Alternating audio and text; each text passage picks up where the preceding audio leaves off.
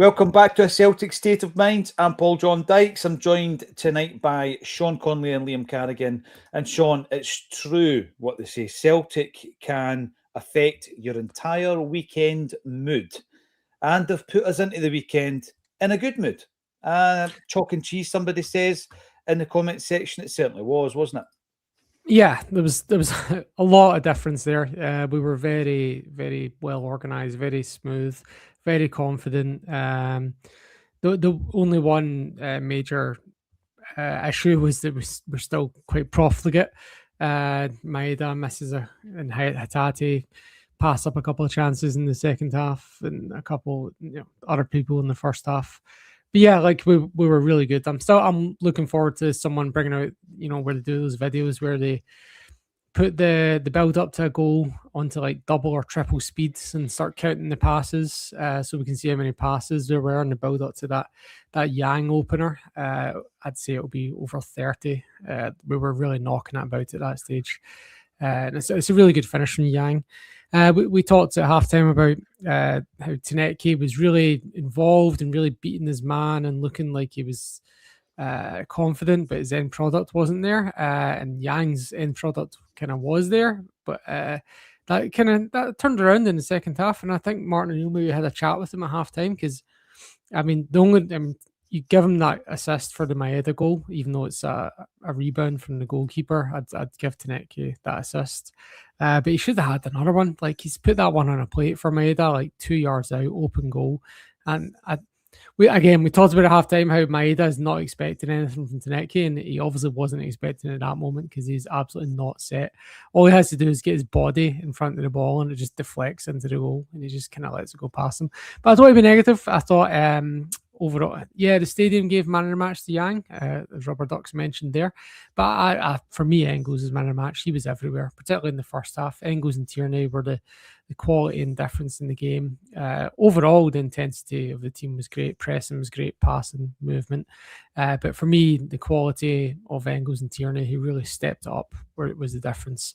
Engels' range of passing, he gets a goal from open play. And then we start making changes, and we kind of see out the last 20 minutes because we've got some more games coming up. But 4-0 is a great result. First clean sheet we've had since Martin O'Neill was in charge. And, like, to score 4 goals is good as well. Like, I hope this is not just a dead cat bounce because, Martin O'Neill's first 2 games in charge and his second spell. So it's getting confusing now. We score 4 goals in those games, but then by the time he's clocking out, we're beating Dundee 1-0 and struggling. So I hope that we maintain this because it was really good, and the players have shown the standard they can reach when they're allowed to play in the system that they're confident in, and and having the fans behind them. The fans were a little bit fickle, but there was good support for large spells. So I think a lot of stuff came together today. There's a lot of good points in there. The first thing is about the bounce. I think you get that obviously with the return of Martin O'Neill, but hopefully we'll get some of that with the introduction of new signings this month. And then as the team comes together, we should then see the return of Alistair Johnston and hopefully Jota, Iheanacho, Sarachi. So I do think that can give us, at different intervals between now and the end of the season, enough wee jags of momentum to keep us going. We have found Nancy's burner account. There he is. Only joking, Mark. I don't think Forrest was great either today, but I couldn't believe the comments I was reading during the week in relation to Nancy trying to teach Jamesy how to take a ball. Unbelievable. In terms of confidence, there was a confidence in the play, Liam, but there was an understanding. It was like previously they were all, I don't know, a bit confused with what this magical system was meant to be, but they all understood their roles today, didn't they? I think it was that great scholar, The Rock, who said, know your damn role. And our players did today. Everybody knew what they had to do. We were playing as a team. That's the most cohesive performance I've seen for Celtic. Maybe this whole season. It's maybe not the best performance, but it was the most cohesive. It was the most... Everybody was doing everything that they should have been doing and doing it well. I said before the game, we'll judge Big Casper and how he plays today, and he didn't have a save to make, so it's kind of difficult to even pass judgment there. But a clean sheet's a clean sheet. So, yeah, no, you're right, and we've got to give the team credit for that because, as Sean says, it's the first time we've managed it since O'Neill's second tenure in charge. Fred Williams, God bless him, absolutely build a statue. I'll tell you one thing I would say, Officer Feelgood, is that, and we said this the last time. And what happened was Martin left and just clicked back into his old life of, doing punditry and doing engagements, etc., speaking engagements. We can't let that happen, Sean. Now, he might not be involved in the football side of things, but we need to ensure that somebody with that connection to this football club, and not just that, the impact he can make, we need to ensure that he stays. I said it before. Maybe it's not a director of football because he's never done that job, but maybe it is something along the lines of that buffer between the football department and the board. We need people with an understanding of the game, Sean. And Martin O'Neill at that age, I think, should be at the club post 2025-26. And it's not a job for the boys. He's shown twice this season the impact he can have, the connection he's got with the fan base, what he can do for the motivation of the players. And I just think the feel-good factor, going back to the name of that particular commenter, the feel-good factor is all coming from one man at the moment. Keep him. Yeah, it's got to be better than the job share we're doing with Dundee's director of football at the moment, who comes in and gives us ad hoc advice, and that we never know really where it's coming from, what it's going, and somehow mysteriously results in nepotistic appointments. Anyway, not going to dwell too much Strachan on any randoms, but yeah, no, it was good to see. Just like it's so the Nancy thing, like we were creating a lot of chances, and that was like, and there was so many games this season, last year, sorry, where we struggled to create chances. And I said to you off air at one point, Paul, I think it felt like it was just as facile as just putting more men forward. And there wasn't really anything more to it. Just get more men into the box and create chances on the back of that. There was no real actual intentionality to it. And the downside, the flip side of that was there was less men at the back. And what we saw today was, well, you don't have to just get more men forward. And we were solidified at the back just by having an extra body back there. I'm just checking my notes. 29 minutes in, and Trusty makes a mistake where it's a simple pass out to Tierney and he fluffs it. And the Dundee United striker picks it up through and goal. Trusty can't get his feet set to recover, but because Scales is right behind him, Scales covers and gets a block in. At 1-0 at that time, gets a block in, stops Dundee United from equalising. Yeah. And any time in the last 35 days or whatever before Neil comes back, that's a goal, because there's only one centre back there, and we've saw it consistently. We've been conceding 2 or more goals every game, apart from when Aberdeen are down to 10 men. And we cannot cover for those mistakes, but today we could. And yeah, Joe Hamilton down there saying Scales man of the match. I thought he was really good in the second half as well. He makes 2 really good tackles in the second half. I don't think Dundee United actually had 3 chances in the first half that were good chances. That one was the main one, but then 2 other like chances in the box / edge of the box we kept them to. I can't think of anything in the second half. Like a back post one that went out for a corner, and that was about it. Like Scales was pretty good today, and I don't know. I mean, is there any suggestions that like Scales is a racist? He'll only play for Irish managers? Is that what we're saying here? Like he won't play for anyone he only plays for Rodgers and O'Neill? Does that mean we need to get Kieran McKenna in next if we want Scales to keep playing? All joking aside, Kieran McKenna has been mentioned in dispatches in relation to the incoming permanent Celtic manager. Now, I think we might have a song for Yang. So thank you very much for the suggestion. Here it goes. Is it Bang Bang by Nancy Sinatra? And we can replace that with Yang Gang. Well done. I really like that. But remember, there was also a hit by Nancy called These Boots Were Made for Walking. Liam, I'm going to link that right into Dyson Maida. We're all body language experts on Acsom. Of course, I put you all through a course, an online course in how to spot when a player wants to leave. What's up with Dyson? What's happening with Dyson? Do you think he's at that stage, Liam, that comes to many of our prized assets when they're maybe checking out a wee bit. He gets his goal today. Look, he gets his goal. But he had a few chances. He's got that annoying habit of swinging at things and missing at times. What's up with Dyson in your mind? Martin let the cat out the bag earlier this week, saying that obviously Wolfsburg were the team he was meant to be signing for. He had emptied his locker, according to Callum McGregor. Is he at that stage now where he's in January and he's thinking, maybe I'm moving? Is he going to stay with Celtic and try and earn his place in Japan's World Cup squad? What's your take on it? No. What I would say is what the Japanese press are saying. Now, bear in mind, the Japanese press told me yesterday that Kyogo was set to sign, so don't put complete stock in what they say, but they generally don't run a story unless they're confident on it. They think that that Dyson is staying put until the World Cup because, well, he saw what happened to Kyogo last year, right? You can go get your big money move, go to a bigger league, even if it's to a smaller club, and you can just disappear. It can happen. Now, where Dyson is now, he's going to be playing in high-profile games. He's got a chance to help us win a league title. He's getting a game for Japan at the moment, just on the basis of being a Celtic player. Does he want to risk going to, somebody like Wolfsburg, who, with the greatest of respect, they're in a better league, but they don't have the profile we do? And that is, if he gets there and he doesn't hit the ground running and he's not getting a game, ta-ta at the World Cup. Whereas if he stays at Celtic, let's face it, as long as Dyson's at Celtic, he's going to be part of the first team squad, even if he's not necessarily starting. Because we can put him out on the left wing if we do get a striker in. And by God, we need a striker because we could have had 7 or 8 today if we had an actual striker playing.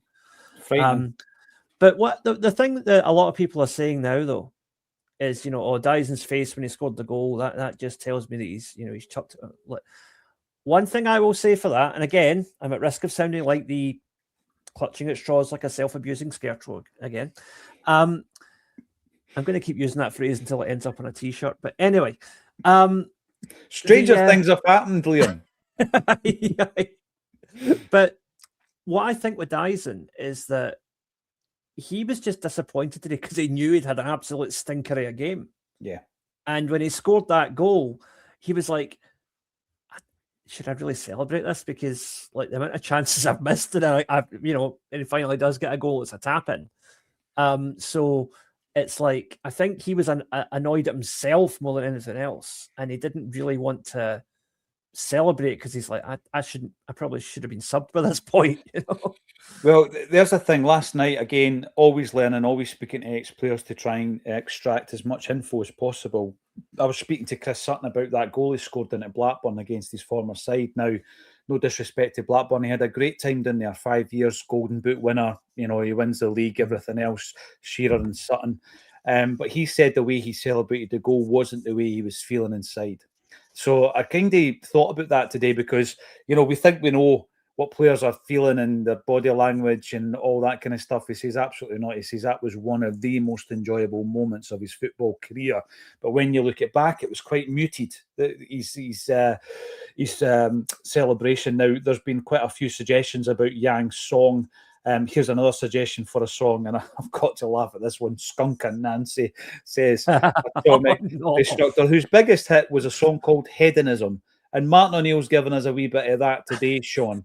The Martin O'Neill effect, I just don't think we can play it down. This man who wears this tracksuit, this man has, he's answered the call twice this season. And I think what we need to make sure that we do here, and I know it sounds obvious, but, we're now, where are we? The 10th. We're a third of the way through the month here. We need to make sure this man gets what he needs. Now, Liam's mentioned the most obvious one in a striker. We cannot come to the end of this month, Sean, with any excuse. Now, by the way, I don't have a great massive amount of faith in the board of directors right now. I don't have a massive amount of faith in the CFO, the CEO of this football club. Brian Wilson's came in. He says he wants unity. There was banners at the game today saying, "Where is it?" Because you've not let us back into the stadium yet. When we're talking about the Green Brigade, there's a lot of that still happening in the background. We're going to touch on it. We're not going to focus entirely on it. But when it comes down to bringing the players in, no excuses. Absolutely no excuses will be accepted Sean Mulder. No, and the board have still got their banner out that they've had in the northeast corner for the last 2 months. Exactly. Their green banner over the front 4 rows of the words, but speaks volumes. Absolutely. Yeah. Everything the board are telling us what they are through every way. Those empty seats, that's their legacy. The empty actions that they are coming up with, the empty words that are coming out their mouths, the empty heads that they appear to have. They are, yes, they are a mahogany table of emptiness, and that is their legacy. We see it every game, that little corner there with their banner. And if they don't get some fan engagement on and here somehow, it's just going to be war forever. The sack the board chance will not stop. It's not one transfer window. Like, oh, we made mistakes. Well, you've not said what those mistakes are. We'll learn from the mistakes. You've not said what you're going to do. There's no evidence. It's what we are now, 300, and I checked this earlier, 347 days since we sold Kyogo. We have yet to sign a replacement. And the best idea they came up with so far is to try and bring back Kyogo 345 days later. So it's the emptiness of their actions and words is just their legacy. So many transfer windows. It's not just this one, and we were going well. We were top of the league when that transfer window closed and all hell kicked off. And everyone's like, shut up, sit down. You're all entitled. You're top of the league. You've won it. You're champions. You just had a cup final, and we're like, no. We've seen this coming, like we said, and everyone was calling us entitled and crazy, and here we are now. Exactly. Reluctantly proven right. Didn't want to be proven right. No, we didn't, and that's going to get dragged out every single time Celtic fans have got anything to say, is that we're entitled and we're this and that and the other. I think that a healthy football club is held to account by the fan base, and that's what Celtic are doing. The reason I brought that team up there was, it's interesting. We've got 2 right backs on the bench, but only 1 striker. As far as I know, Shinya Yamada is fit, and I think at some point, someone at this football club thought that he was Kyogo's replacement, and that frightens the life out of me. It frightens the life out of me because he's nowhere near the level that we need. I'm not convinced Kenny's at the level, but fair play to him because he's taken a big responsibility for several months of this season on his shoulders. I don't think he's at the level that we require. And I don't think we've got the striker in the building at a level that we require. Maeda is just basically filling in there at the moment. And he might be happy, he might not. That'll come to fruition in the fullness of time. Let's talk about the goal scorers today, Liam, and we'll start off with Yang. We've got a new song for him. We've got a few songs for him. And all I'm going to say is out of this madness, out of this chaos, we might have found a right winger in Yang. Yeah. And, fair play. But I do think there's going to be interest in Maeda. I do think there's going to be interest in Yang. I don't want to lose him now. I just think that, we're apparently bringing in another up-and-coming right winger who's nowhere near ready to step into the berth. So Yang's got to stay, as far as I'm concerned. And right now, he starts for me every week. Mm-hmm. Absolutely. Yang has done this season what I think Greg Taylor did in several seasons previously, where the amount of times we've brought in someone who's going to be the replacement, but he ends up displacing them and keeping his place in the team. Mm-hmm. Yang's done that for the past 18 months now. We keep signing new right wingers or playing new players out there, and eventually somehow Yang works his way back into the team, and he's done it again. And he's now looking, I think, the best he has looked in his time at Celtic so far over the past couple of months. As well as the goal, I mentioned this against Rangers, result was rotten, but as well as the goal, I thought his defensive play against Sean, there was a moment where Dundee United are breaking, and the man who stops it on about the halfway line is Yang. And he gets up and he's composed and he plays a pass. And I think he's added that to his game. That did not exist, maybe even at the start of this season. So he is developing, isn't he? Yeah, the things that it took him a long time to win fans over, because the things that always stuck in our head were that St Mirren game where he apparently didn't know what the offside rule was. and it was just like one of the worst performances by any Celtic player ever. And then also the 3-3 game at Ibrox where he just watches Matondo, Matondo, yeah, and rifle one in. And those are the two things that always stuck in my head. So you had to do a bit more work than a new player to win people over. And he has. And one of the things for me that's most underrated about him is his aerial ability. He almost scores another header today. He just puts it wide. Martin O'Neill, which is always talking himself down, I'll come back to Yang, but Martin O'Neill was always talking himself down as a manager, because one of the things he said in his last spell a month ago was that he had given Yang the confidence by putting him in his favourite position, which is in the left wing. Now Martin O'Neill's back and Yang is still playing the same high level that he was in O'Neill's second spell,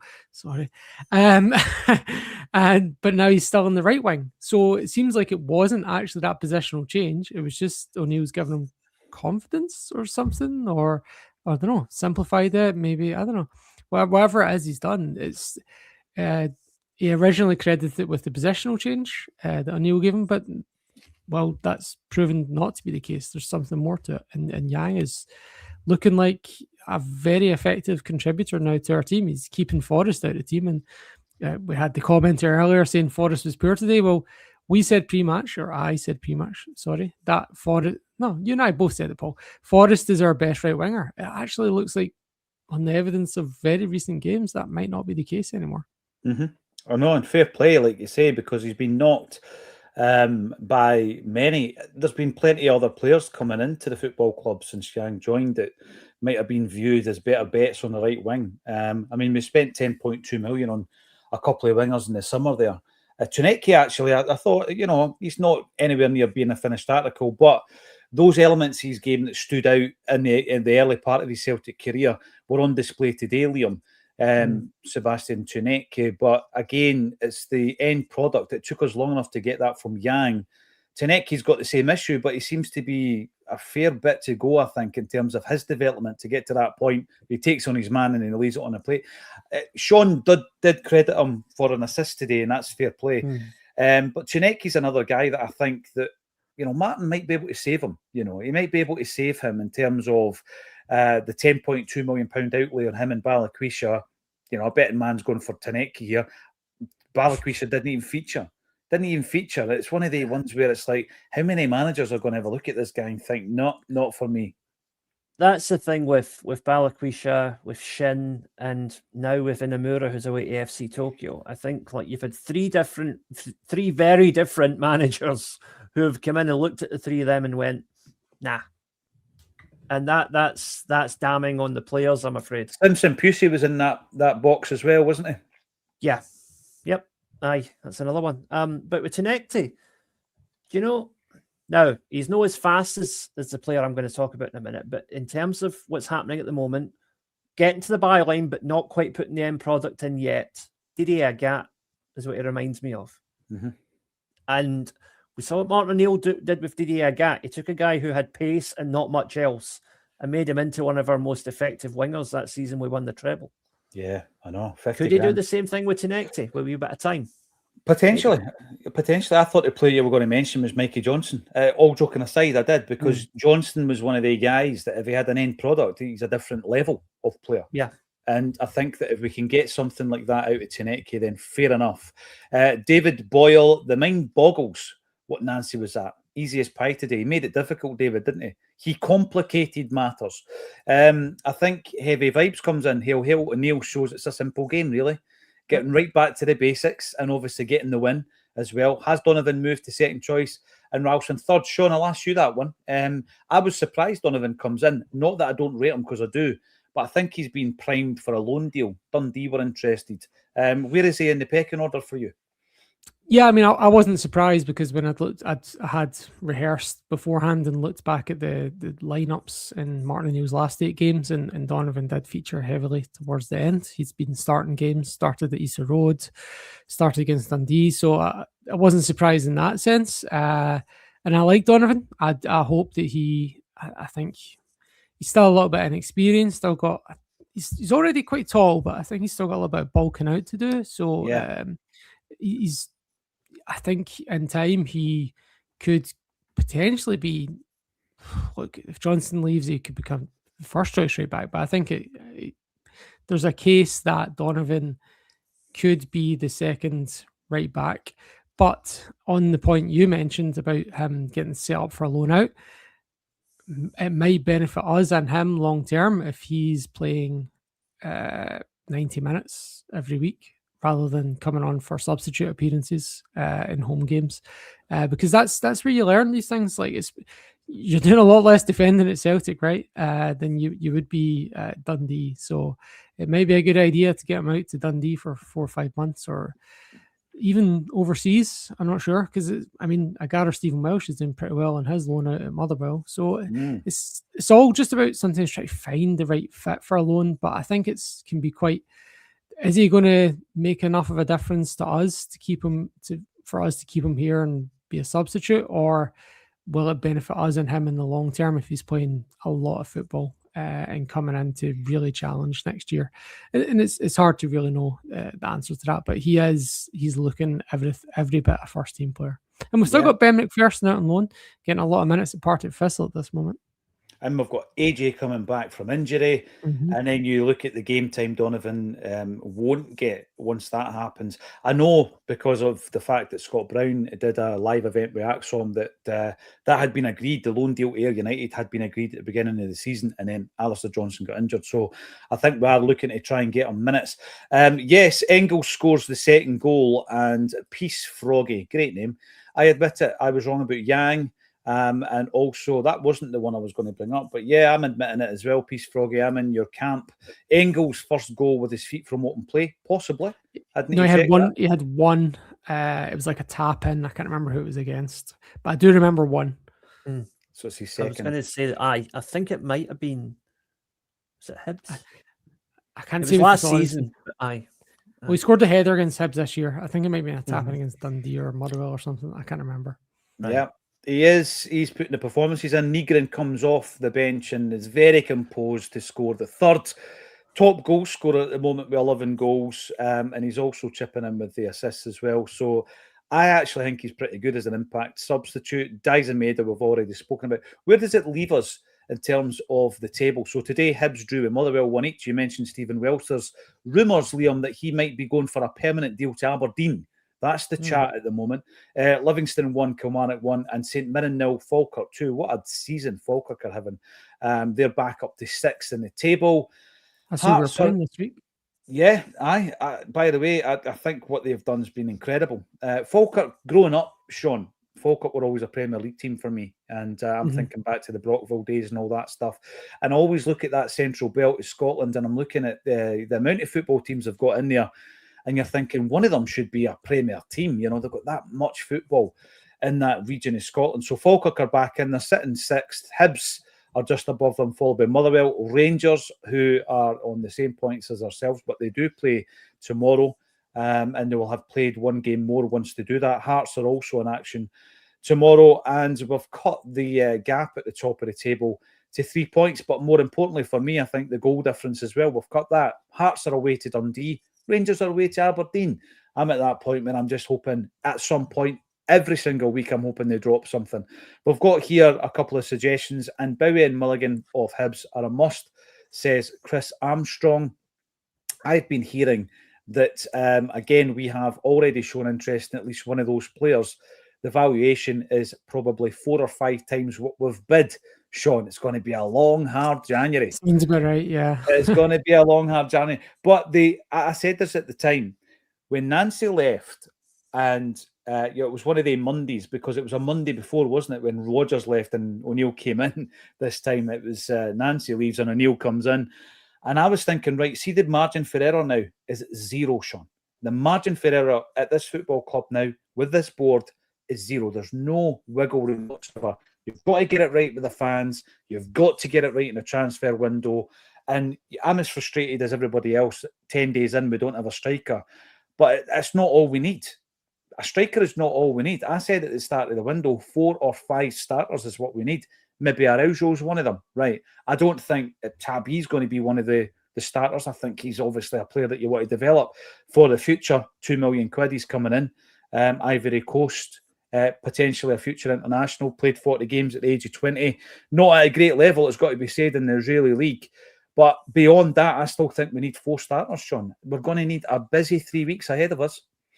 Yeah, and I don't know if is it fair to give them credit for bringing in a player who's on loan as a starter to join the squad when he's going to be gone in 5 months. I'm not sure. They need to do a hell of a lot to get any credit from me at the moment. I don't know what they could. I don't know that they could do much. The last time they got any credit was the Ida Trusty Engels window, and even then they still got a bit of criticism for overspending. But like before that, abject. After that, beyond abject. Like they just convinced themselves that those were bad players, bad signings, and because they weren't starting every game, and they'd spent all this money on them.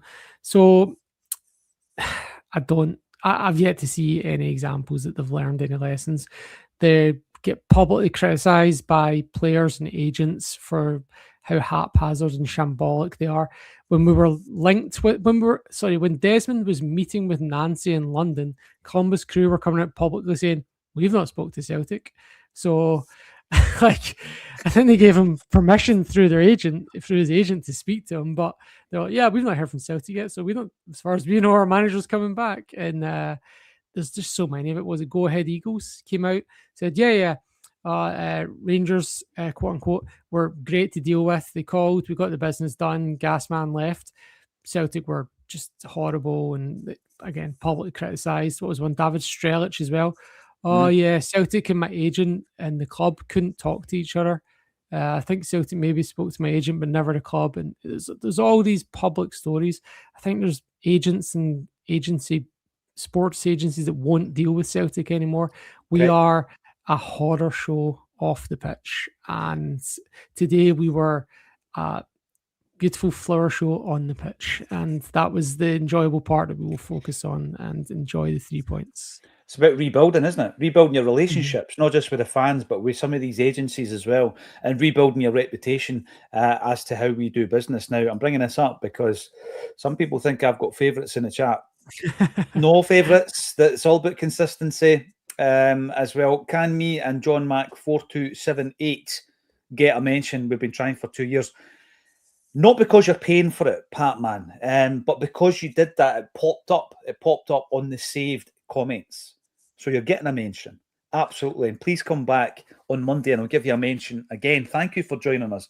We're in far better fettle. We're in a better mood than we have been recently. The Martin O'Neill effect. We've got a clean sheet and we've won 4-0. And we're all feeling good about it. But the board have got a massive part to play and there is no room for error. Thanks, everybody, for getting involved today. Go away, enjoy the rest of your weekend. Thank you once again to Sean and Liam for joining me on A Celtic State of Mind.